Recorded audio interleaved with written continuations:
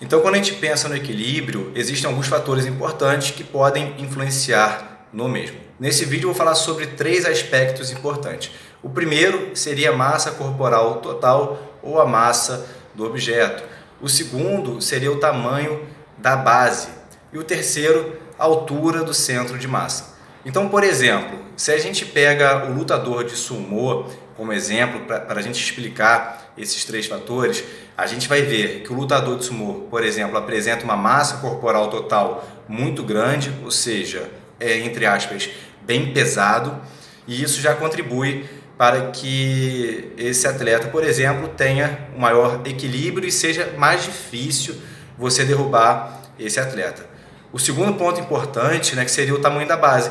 Se você perceber como que esse lutador, por exemplo, ele posiciona os pés, você vai identificar que ele faz uma base teoricamente mais larga.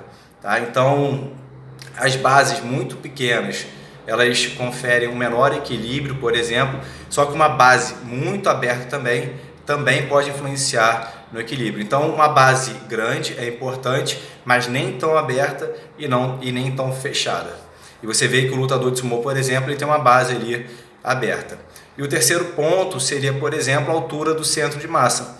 Quanto mais próximo do solo esse centro de massa estiver, teoricamente também melhor vai ser o equilíbrio. E mais uma vez, você observa essa questão no lutador de sumô. Você observa que ele fica ali com o joelho semi-flexionado, ele fica um pouco mais próximo do solo. Então, olha como é que a gente junta esses 3 fatores. O lutador de sumô, por exemplo, ele é pesado, ele apresenta uma massa corporal total alta, grande.